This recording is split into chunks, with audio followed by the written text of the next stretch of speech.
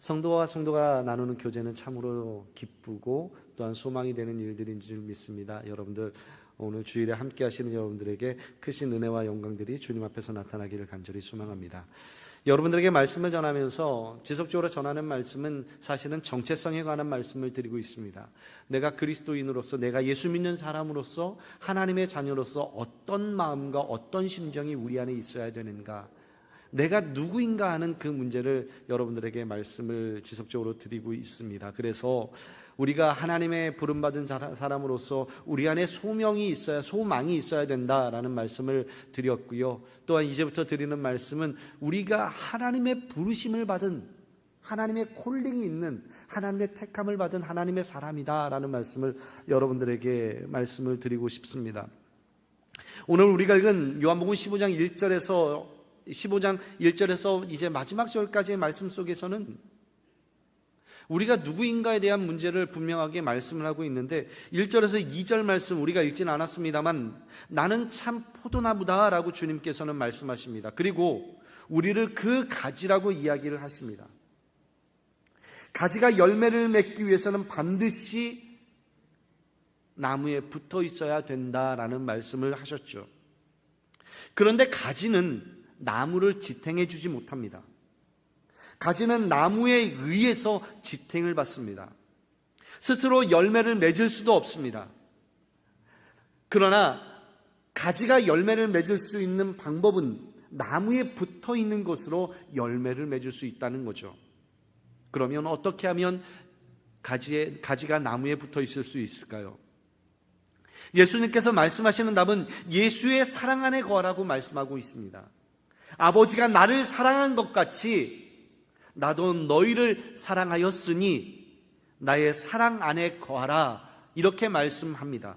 그리고 그분의 계명을 지키는 것으로서 우리도 주님의 사랑 안에 거하는 것, 그것을 이야기하고 있는 것이 요한복음 15장 앞에 나와 있는 말씀들입니다. 우리가 아는 복음이라고 하는 것은 예수님께서 우리의 창조주가 되시며 우리의 주인이 되십니다. 그런데 바로 그분께서 허리에 찬 수건을 가지고 자신의 제자들의 발을 씻겨 주셨습니다. 그리고 그 이후에 결국 십자가에서 죽음을 당하시는, 자신의 생명을 내어주시는 곳까지 나아가게 된 것이 바로 복음이라고 하는 것입니다.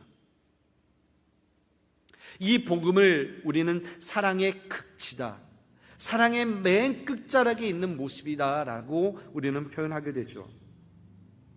이것을 믿고 우리도 그분의 자리로 우리가 부름을 받고 있는 겁니다. 저와 여러분에게 믿음이라고 하는 것이, 복음이라는 것이 내 안에 있다라고 한다면 바로 그 과정 속에서 주의 부르심을 받은 자리까지 나오게 된 것입니다. 이제 13절 말씀 속에서 예수님께서는 사람이 친구를 위하여 목숨을 버리는 것보다 더 큰 사랑은 없다라고 말씀하십니다. 세상에는 여러 가지 사랑들이 있죠. 그런데 주님께서 친구를 위하여 목숨을 버리는 것보다 더 큰 사랑이 없다라고 말씀하십니다. 예수님께서 우리를 친구 삼아 주셨고, 그리고 우리를 위해 십자가에서 자신의 목숨을 내어주시는 자리까지 우리 주님께서 행하셨습니다. 그런데 우리는 그 사랑을 받을 만한 어떤 자격이나 실력이 있었던 것은 아닙니다. 오히려 주님 앞에서 원수로 행하던 것이 우리들의 모습입니다. 그런데 이런 사람들을 우리 주님께서는 어떠한 이유 없이 사랑하시고 택하여 주시고 자신의 목숨을 버리는 것까지 우리들에게 내어주시는 것까지 하셨던 분이 우리 주님이십니다. 그로 말미암아 우리에게 영원한 생명이라고 하는 것을 얻도록 해주셨고요, 또한 새 생명 가운데, 영원한 생명 가운데 살아갈 수 있도록 우리를 불러주셨습니다. 그래서 참 포도나무 되신 그 예수님께 접붙여진 우리가 열매를 맺는 가지가 되었다라는 겁니다. 우리가 어떠한 사랑을 받을 만한 이유가 있어서가 아니라 오직 우리 주님의 일방적인 사랑에 의해서 우리가 그와 같은 복을 누리게 되었고, 그 사랑으로 말미암아 우리는 누군가를 더 사랑할 수 있는 존재가 되었다라고 하는 것, 그리고 우리가 누군가를 더 사랑해야만 한다고 하는 사명이 저와 여러분에게 주어졌다는 사실을 여러분 꼭 기억해 주셨으면 좋겠습니다. 14절에서 15절 말씀을 보면 너희가 나의 명하는 대로 행하면 곧 나의 친구라. 이제부터는 나의 종이라 하지 아니하리니 종은 주인의 하는 것을 알지 못함이라. 너희를 친구라 하였노니 내가 내 아버지께 들은 것을 다 너희에게 알게 하였음이라. 예수님께서는 이러한 사랑을 받은 사람을 자신의 친구라고 이렇게 부르고 계십니다. 주님께서는 제자들이 단지 종으로서가 아니라 이제는 친구로 삼아주시고 친구로 대접하시겠다라고 말씀합니다. 바로 이 대접이라고 하는 것은 아버지의 뜻을 아는 것, 내가 알고 있었는데 이것을 이제는 우리 친구가 된 너희들과 함께 다 알게 하겠다라고 말씀하십니다. 아버지의 뜻이라고 하는 것은 아들을 믿는 자에게 영원한 생명을 주시는 것이며 그 영생의 풍성함을 누릴 수 있도록 하시겠다라고 하는 것이 바로 우리 주님이 말씀하고 계시는 겁니다. 그러면 이 친구를 위하여 우리 주님께서 하신 일은 무엇이겠습니까? 13절 말씀을 다시 보면 사람이 친구를 위하여 자기 목숨을 버리면 이에서 더 큰 사랑은 없나니. 주님께서 우리를 친구 삼아주시고 우리를 위하여 자신의 목숨, 자기의 목숨을 버리셨다라고 말씀하고 있습니다. 주님께서는 우리를 친구 삼아주시기 위하여 자기 자신의 목숨을 버리셨다라고 오늘 본문 말씀이 우리들에게 이야기하고 있습니다. 주님이 가지신 이와 같은 사랑으로 말미암아 우리는 주님의 친구가 되었으며 하나님 아버지의 뜻을 알고 주님과 교제를 나누는 사이가 되었다라고 말씀하십니다. 결국은 십자가의 대가로 우리는 그리고 친구의 자리로 부르셨고 우리는 그 안에서 확증이 되어졌습니다. 우리에게 어떠한 멋짐이나 매력이나 실력이나 능력이나 잘남이나 이러한 것들이 있어서가 아니라 전적인 주님의 부르심에 의해서 친구의 자리에 앉게 된 것이죠. 그 자리를 저와 여러분 결코 헛되이 사용하지 않았으면 좋겠습니다. 주님께서 부르신 그 자리가 어떠한 대가로 의해서 치루어진 자리임을 잘 기억하셔서 그 자리가 헛되이 버려지는 자리가 아니라 오히려 그 자리 속에서 더 풍성하신 하나님의 은혜를 나누고 누릴 수 있는 그러한 자리가 되기를 간절히 소망합니다. 여러분에게 친구가 있으십니까? 어르신들의 이야기를 들으면 30년 지기, 40년 지기의 친구가 있다라고 이렇게 표현하시면서 자신의 친구들을 자랑하시는 경우들을 보게 됩니다. 친구가 있다라고 하는 건 대단히 기쁜 일이죠. 행복한 일입니다. 그렇지만 30년 지기라고 하는 것, 40년이라고 하는 것, 이러한 연수가 참된 친구를 보장해 주지는 않습니다. 평생을 변치 말자라고 이야기했던 친구들도 시간이 흐르고 나면 어떻게 되었는지 알지 못하던 소식마저 끊기는 경우들을 우리는 보게 됩니다. 저에게도 고등학교 시절에 9명이 함께 몰려다니던 친구들이 있었습니다. 다 신앙을 가진 친구들이었고요. 함께 찬양하고 예배하고 또한 각자의 교회에 서로 방문하며 함께 은혜를 나누던 친구들이었습니다만 시간이 흐르고 또한 저 미국으로 들어오고 그리고 그 연락이 조금 차츰차츰 멀어지면서 사실은 지금은 어떻게 지내고 있는지 구체적으로 잘 알지 못하는 그런 친구들이 되어버리고 말았습니다. 어떻게 보면 기억 속에만 남아있는 그런 친구라고 할 수가 있을지도 모르겠습니다. 오늘날 친구를 사귀는 방식은 여러 가지입니다. 옛날에야 동네에서 놀던 친구들 혹은 초등학교 학교 시절에 만나던 친구들 이렇게 표현할 수 있습니다만 요즘은 교제를 나누는 방식들이 많이 바뀌었죠. 그래서 인스타그램이나 페이스북이나 여러 블로그를 통해서 친구를 맺기도 합니다. 그것을 요즘은 팔로우라고 이야기를 하죠. 여러분들 유튜브 많이 보시죠? 그러면 맨 마지막에 뭐라고 나옵니까? 좋아요, 그리고 구독 꼭 눌러주세요 하면서 그것은 사랑입니다 이렇게 표현을 하죠. 요즘은 친구를 사귀는 방식이 이와 같습니다. 영국의 한 유명 블로거가 자신의 SNS에 자신이 자살하겠다, 마음이 아프다고 하는 글을 올렸습니다. 자신의 그 블로거를 팔로우하는 사람이 1000여 명이 넘었지만 그녀를 도우러 온 사람은 아무도 없었다고 말하죠. 결국은 경찰에 의해서 시신으로 발견되어지고 말았습니다. 수많은 친구들이 우리에게 있는 것 같지만 실상은 그렇지 않다라고 하는 모습을 보여줍니다. 이익관계에서 언제나 변할 수 있는 것이 사람의 모습입니다. 진정한 친구라고 하지만 오히려 가장 많은 배신을 하는 것이 친구의 관계이기도 합니다. 나를 가장 많이 안다고 하는 친구가 오히려 가장 아픈 상처를 남기기도 합니다. 아무리 굳은 약속을 하고 세상 속에서 결코 변치 말자라고 말하지만 언제든지 변할 수 있는 것이 세상의 친구 관계입니다. 역대상 27장 33절 말씀을 보면 구약의 친구의 관계 속에서 한 예가 나타나 있는데요. 아비도벨은 왕의 모사가 되었고 아렉 사람 후세는 왕의 벗이 되었다라고 말씀하고 있습니다. 여기에 대한 말씀을 조금 더 이야기하면 다윗이 사울왕의 뒤를 이어서 2대 왕이 되었습니다. 그러면서 나라를 이제 통치하기 위하여 내각을 새롭게 구성하는 그 가운데 다윗은 자신을 잘 아는 사람들로 구성해 갔습니다. 채워갔습니다. 정책과 간언을 하는 모사, 책사라는 이 자리를 아비도벨에게 맡기게 되었고요. 자신의 개인 비서와 같은 역할을 하는 사람을 그의 벗 후세에게 그것을 맡기게 됩니다. 다윗을 보호자하는 자리에 앉게 되죠. 한 사람은 모사가 되었고 한 사람은 벗이 되어서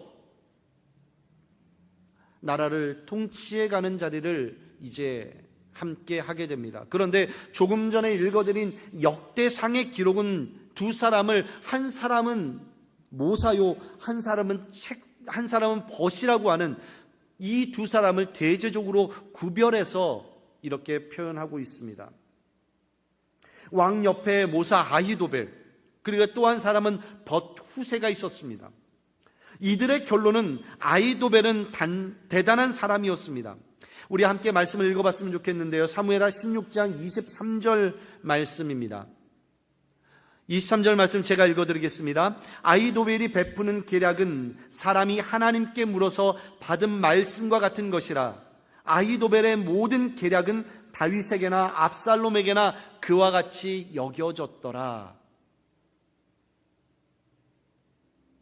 모사라고 말씀드린 아히도벨은요, 왕의 옆에서 정책을 결정하고 조언을 하는 사람입니다. 고대 국가들이 국가의 대소사를 결정할 때 신의 신탁을 받고 결정을 하게 되어집니다. 그런데 아히도벨의 책략은 조금 전에 읽어드린 말씀처럼 하나님의 말씀처럼 뛰어났다라고 표현을 합니다. 그리고 많은 사람들이 하나님의 말씀처럼 그가 하는 이야기를 여겼다라고 하는 겁니다. 신탁에 의해서 결정하던 시대에 그의 말이 하나님의 말과 같이 여겨졌다라고 하는 것은 대단한 칭찬입니다. 아히도벨이라는 사람은 그렇게 뛰어났던 사람입니다. 많은 사람들이 신의 계시를 전하는 사람처럼 여겼던 것이 바로 아히도벨이었고 그의 능력은 많은 사람들이 인정할 만큼 대단한 능력을 가지고 있었던 사람입니다. 그러면 후세란 사람은 어떨까요? 다윗의 친구라고 하면 우리는 요나단을 쉽게 생각할 수 있습니다. 그리고 또한 친구가 바로 후세라는 사람입니다. 그런데 역대상을 기록한 사람을 후세의 그 직책을 기록한 것이 아니라 관계를 설명하는 벗이라는 단어를 사용하고 있습니다. 여러분, 모사라는 말과 벗이라는 말, 어떤 것에 더 마음이 가십니까? 벗이라는 말에 더 마음이 가지 않으십니까? 다윗과 후세를 설명함에 있어서 벗이라는 단어를 사용해서 이야기를 하고 있습니다. 능력과 실력보다는 왕의 벗이라고 불려지는 후세라는 이름이 더 마음이 간단 말입니다. 그런데 왕이 되기 이전에 다윗과 친구가 되는 것은 그래도 괜찮습니다. 어떻게든 해볼 수 있죠. 그러나 왕이 이미 되어버린 다윗에게 친구가 된다고 하는 것은 결코 쉬운 일 아닙니다. 상황적으로 그는 한 나라를 대표하는 사람입니다. 그리고 누군가의 친구가 된다고 하는 것은 많은 이들의 경계를 받을 수밖에 없고요. 질투와 모든 초점과 관심의 대상이 될 수밖에 없습니다. 그렇기 때문에 왕에게 친구가 된다고 하는 것은 대단히 어려운 일입니다. 그런데 후세는 왕이 된 후에 다윗의 친구의 자리를 지키고 있단 말입니다. 부럽기도 하고 그 어려운 일들을 어떻게 해냈을까 이런 생각도 듭니다. 그런데 이 두 사람의 아히도벨과 후세라는 이 두 사람의 관계가 이제 압살롬의 반란을 통하여 그 관계가 분명하게 드러나게 됩니다. 다윗의 장자 압살롬이 반란을 일으켰을 때 모사였던 아히도벨은 이 압살롬의 회유에 넘어가게 되죠. 아히도벨의 그 반란 가담 이 사실은요, 다윗에게는 정신적으로나 정치적으로 치명적인 그런 어려움을 가져다 주게 됩니다. 아히도벨은 첫 번째 계책은 압살롬이 다윗의 후궁, 아버지의 후궁과 모든 백성들이 보는 앞에서 동침하는 일이었습니다. 이것이 아히도벨 머릿속에서 나온 이야기였는데요, 고대 근동에서 왕의 첩을 차지한다라는 것은요, 왕권을 장악했다라는 의미가 되어집니다.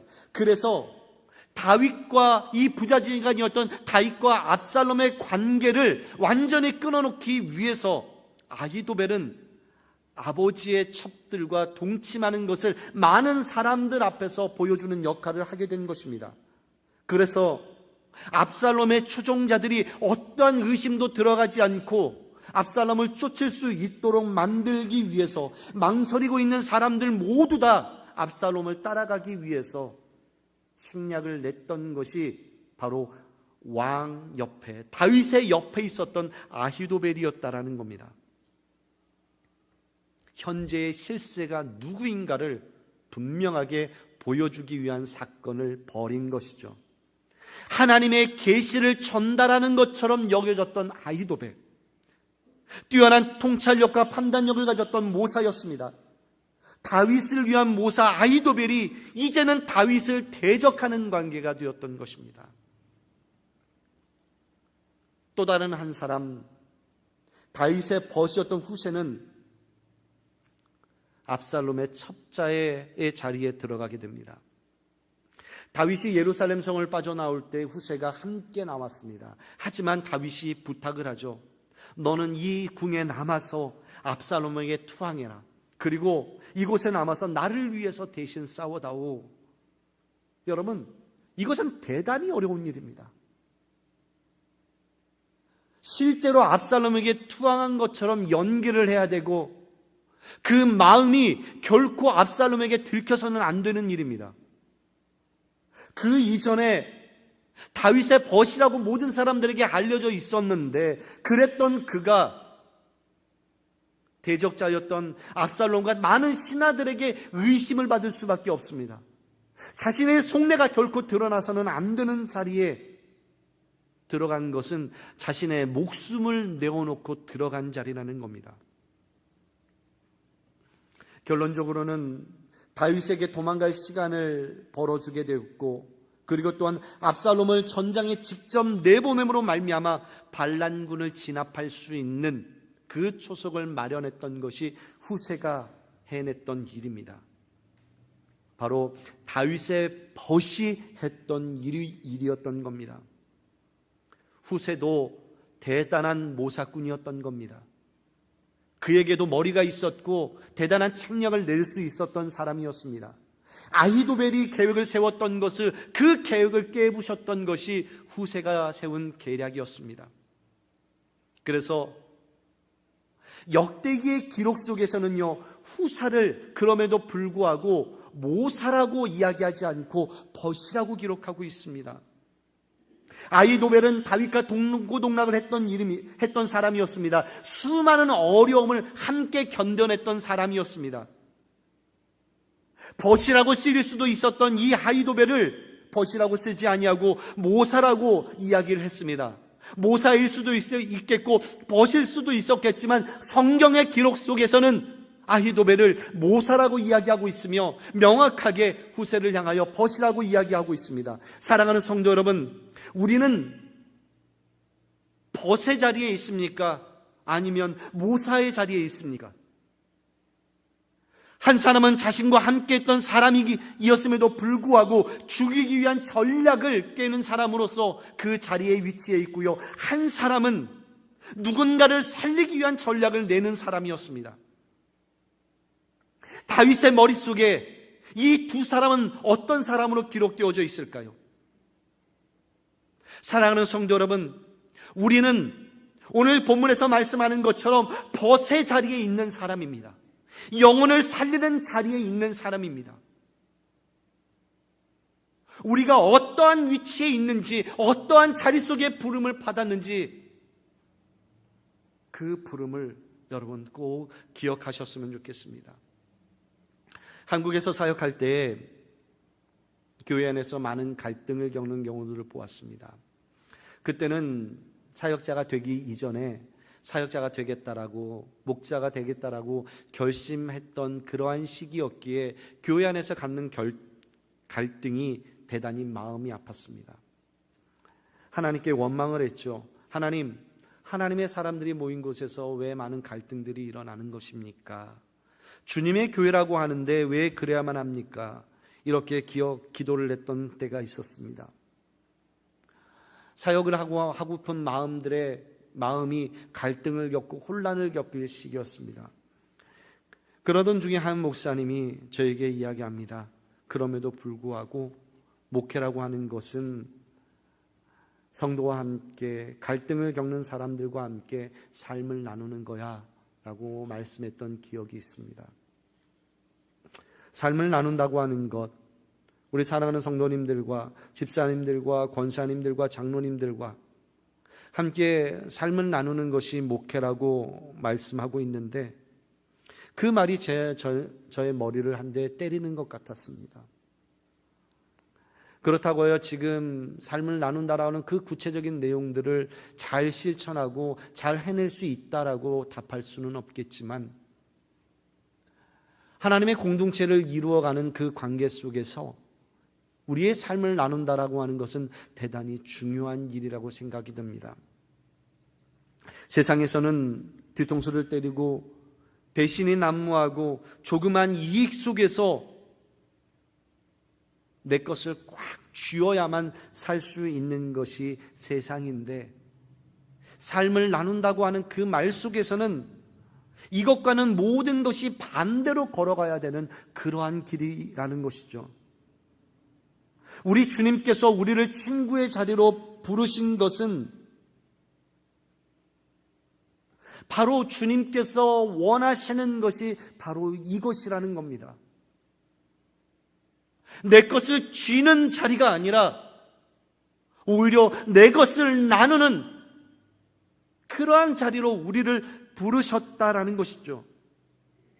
조금 전에 말씀드린 다윗은요, 사실 왕이라고 하는 자리가 다윗의 자리는 아니었습니다. 원래 그 자리는 요나단이라고 하는 친구의 자리였던 겁니다.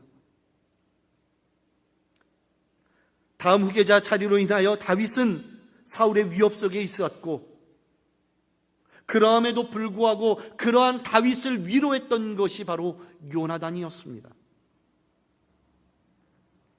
바로 그 요나단이 자신의 모든 것을 내려놓고 벗의 자리 속에서 자신의 것을 내려놓는 것을 택했던 것이 요나단이었습니다. 그리고 요나단이 전쟁에 나가서 죽음으로써 자신의 벗의 자리에 모든 것을 다 했단 말입니다. 만일 요나단이 살아있었다면 여러분, 다윗이 왕이 되는 그 일은 어떠했을까요? 어쩌면 더 힘들고 어려운 일들이 발생할 수밖에 없었다라는 거죠. 다윗의 계보를 통하여 하나님께서 영원한 나라를 세우시겠다라고 하는 귀한 뜻과 계획이 다윗의 계보를 통하여 이루어져 나가기 위한 일로서 요나단이 쓰여졌다라고 하는 것은, 여러분, 우리가 그것을 깊이 한번 생각해 볼 필요가 있습니다. 오늘날 세상의 친구들은 겉으로는 친구인 것 같으나 그 안에서는 내 것을 취하는 것이 세상의 삶인 겁니다. 이러한 이해관계 때문에 친구를 맺고 살아가는 것이 오늘날 우리들의 모습이기도 하지요.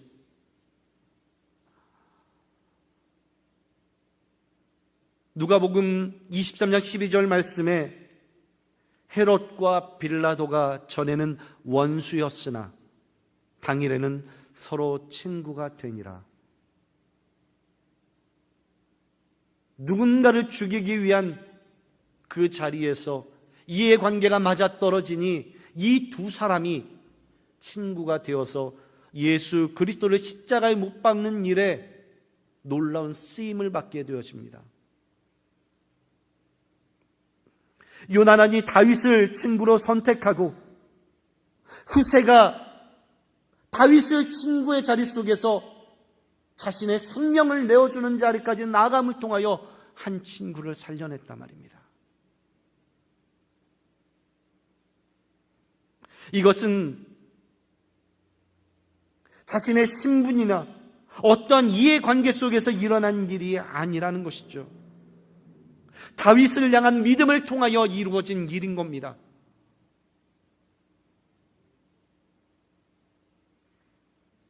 오늘 본문 말씀을 우리 함께 같이 한번 읽어봤으면 좋겠습니다.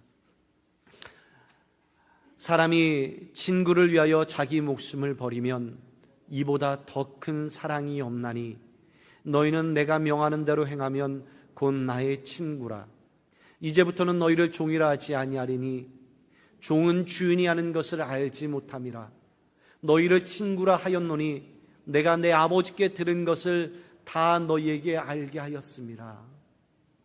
사랑하는 성도 여러분, 주님이 우리의 친구가 되셨다라고 말씀하고 있고요, 저와 여러분을 친구의 자리로 부르셨다라고 말씀하고 있습니다. 이것은 하나님의 콜링입니다. 주님의 콜링입니다. 우리가 친구가 되어졌다라고 지금 이미 선언하고 말씀하고 계십니다. 우리들이 해야 되는 일들은 과연 무엇이겠습니까? 우리가 함께 공동체를 이루어가는 이 자리 속에서 어떠한 존재가 필요한 것입니까? 모사꾼이 필요할까요? 친구가 필요할까요? 물론 지혜가 부족할 때 지혜를 낼 수 있는 모사와 같은 사람들이 필요한 것입니다. 그러나 그것보다 더 먼저 중요한 것은 하나님의 벗됨, 성도 간의 벗됨, 친구됨이 먼저 필요한 것입니다. 오늘 성경에서 말씀하고 있는 친구됨, 자신의 목숨을 내어주는 자리까지 나가서 그것을 몸소 실천하신 예수 그리스도, 우리를 친구 삼아주신 예수 그리스도, 우리의 능력으로는 결코 그 자리까지 나아갈 수만 없습니다. 전력과 전술이 있고 기계적인 만남이 있는 곳에는 결코 이와 같은 일들이 벌어질 수 없습니다. 하지만 예수 그리스도의 그 생명으로 말미암아 우리가 친구가 되어줄 수 있다라고 말씀드릴 수 있는 것이죠. 세상에서는 우리의 사람을 기능적으로만 사용합니다. 저 사람을 통하여 어떤 역할과 어떤 이익을 얻을 수 있을까? 주종관계라고 하는 것이 바로 그런 관계 아니겠습니까? 비록 종이라는 표현을 사용하지는 않지만 세상은 그와 같은 것이 서로의 이득을 채워주는 관계가 되어집니다. 그러나 성경에서 말하고 있는, 오늘 주님이 우리들에게 말씀하고 있는 것은, 우리를 친구로 부르신 주님께서 친구를 위하여 죽으심으로 그 사랑을 확증하셨단 말입니다. 오늘 우리들에게 요구하고 있는 것이 바로 그것입니다. 저와 여러분을 친구의 자리로 불러주시고 우리에게 그 친구됨의 사역들을, 친구됨의 역할들을 해주기를 원하고 계시는 것이죠. 사랑하는 성도 여러분, 우리의 힘으로 그 일을 감당할 수 없지만 우리의 힘이 아니라 주님이 주신 그 힘으로 그 역할들을 감당하는 것, 바로 저와 여러분들이 해야 되는 일들인 줄 믿습니다.